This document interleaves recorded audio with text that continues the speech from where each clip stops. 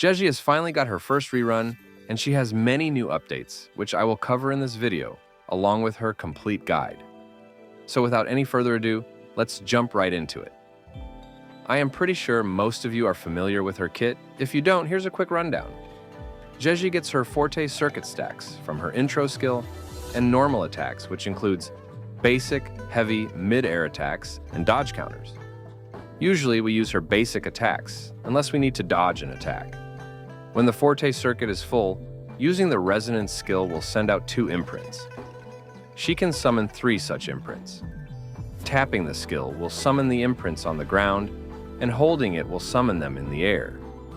Using the resonance skill again will make Zhezhi teleport to these imprints and deal damage. And the 3rd imprint can be summoned by using a basic attack after using the resonance skill, or by holding the basic attack button after using the imprint attack. Holding basic attack after a successful dodge, mid-air attack, or the 3rd basic attack hit can also summon it. She can provide glacio and resonance skill damage amplification and resonance energy to the next character you switch into with her outro skill. And the resonance liberation is her main source of damage from off-field. It's alright if you didn't understand the kit completely. You just need to learn the rotation, which is really simple. Still, if you want to know her kit in detail, you can check out my previous Zhezhi guide. Before moving on to her rotation, let's talk about her echoes, because there is a new best set for Zhezhi, and that is the Empyrean Anthem. This set gives 10% energy regen. The 5-piece increases coordinated attack damage by 80%, and a critical coordinated hit increases the active resonator's attack by 20% for 4 seconds. The buff duration resets with every critical coordinated hit. And for the echo skill, use Hecate. This skill gives a permanent 40% coordinated attack boost just by equipping it in the main slot. And the activation of the skill does not have any animation. It can be used in mid-air as well. Moonlit Clouds set with Impermanence Heron Echo skill is also amazing. If I have to compare both of them, Moonlit Clouds provide more damage buffs to the main DPS, whereas the Empyrean Anthem helps to maximize Zhezhi's damage. The buff of Empyrean Anthem lasts longer, and it is more flexible and easier to activate than the Moonlit Clouds, and its buff can be transferred to any on-field character. With the Empyrean Anthem, make sure you have 60% crit rate or higher on Zhezhi to consistently trigger its effect. There are still testing being done. I will update the results in pinned comments and make a whole video for it. The Empyrean Anthem is definitely an upgrade for Zhezhi, but if you already have a good Moonlit Cloud set, I recommend you to stick with it for now. If you have Carlotta, prioritize farming her main set, Frosty Resolve over Zhezhi's. If you have nothing to do, you can farm the new set for Zhezhi. For her Echo stats, crit rate or damage on the 4-cost Echo, double glacio damage bonus, or a combination of 1 attack percent and 1 glacio damage bonus on the 3-cost. The difference is around 4%, but with attack percent weapons, the glacio damage plus attack percent combination performs much worse, an attack percent on the 1-cost. For her substats, Zhezhi's Liberation is the primary source of her damage, so prioritize getting the required amount of energy regen, which is around 15 to 30%, then look for crit stats, attack percent, basic attack damage bonus, and flat attack. I forgot to mention her talent priority in the kit section. Prioritize her Liberation, followed by her Forte circuit. Then you can slightly level her intro, basic attacks and resonance skill, or choose to ignore them. Now let's talk about her rotation. Her general rotations start with an intro skill, followed by 3 basic attacks to fill her Forte circuit. If the enemy is about to do a dodge counter, it helps to fill her Forte as well. Basically, just use basic attacks or dodge counter to fill the rest of the Forte bar. After the Forte circuit is completely filled, use her resonance skill. You can either tap it or hold it, depending on where you want to summon her imprints. You can hold it to do her combo mid-air to stay safe. Tapping it can be a bit faster. Immediately follow her resonance skill with a basic attack to summon the 3rd imprint. If you fail to do it, maybe due to some interruptions, it's alright, you can summon it again, by holding the basic attack after an imprint attack. After the imprints are summoned, use her resonance skill 3 times to do the imprint attack.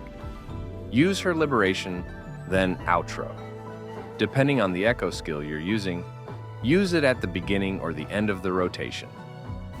入力。さあ、絵の中へ。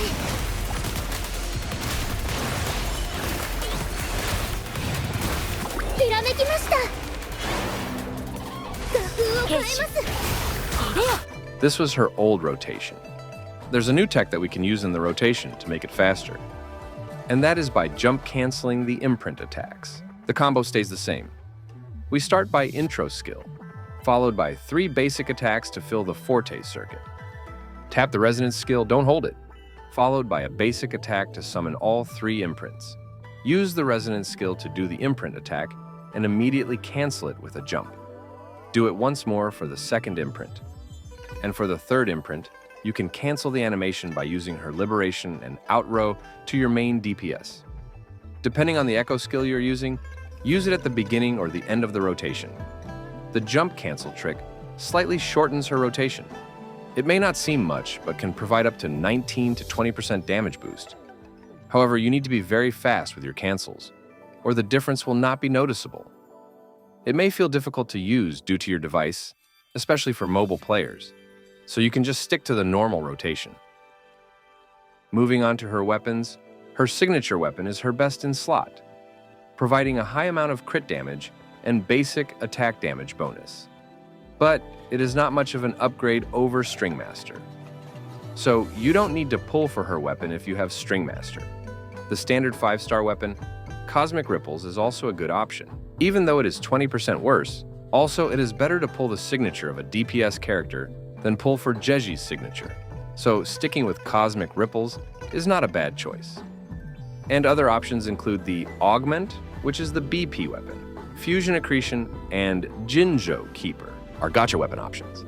If you still have the weapon box from last version's event, you can get the Fusion Accretion from it. You can use the S5 Rectifier of Night till you get the better options. Moving on to her teams, Zhezhi, being a strong sub-DPS with good damage and fast rotations, is very flexible and can slot in as a sub-DPS in most of the teams. She is best paired with Glacio characters or characters that deal resonance skill damage. Her notable teammates are Carlotta, who can benefit from both the Glacio and resonance skill damage buff, Jinxi, who can benefit from coordinated hits and resonance skill damage buff, Lingyang, who is a Glacio DPS. She also works with Chengli and Chixia, as they deal a lot of resonance skill damage. You can slot her in any team as a sub-DPS with Empyrean Anthem or Moonlit Cloud set, if you don't have any better option. And the last slot is usually used by a sustain support, like Shorekeeper, Verena, Baiji, or Yuhu. Moving on to her sequences. Honestly, Zhezhi's initial sequences are not that impressive. The first sequence restores 15 energy and gives 10% crit rate buff to Zhezhi for 27 seconds. This equals to 1 to 2 rolls of crit rate and energy regen. I don't think it's worth it, because if you try hard enough, you can get enough energy regen and crit rate from Echo substats, and this sequence is only around 7% increase. The second sequence increases the maximum number of coordinated attacks quota by 6. It can provide around 12% increase over her S1, but honestly not worth it, as S0, Zhezhi can perfectly do the job. The S3 can give up to 45% attack buff for 27 seconds, which is quite nice.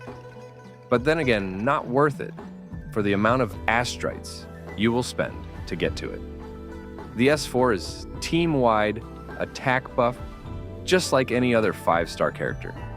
The S5 summons an additional hit after every 3 coordinated attacks are triggered, dealing damage equal to 140% of the coordinated hit's damage. This damage is also considered as basic attack damage.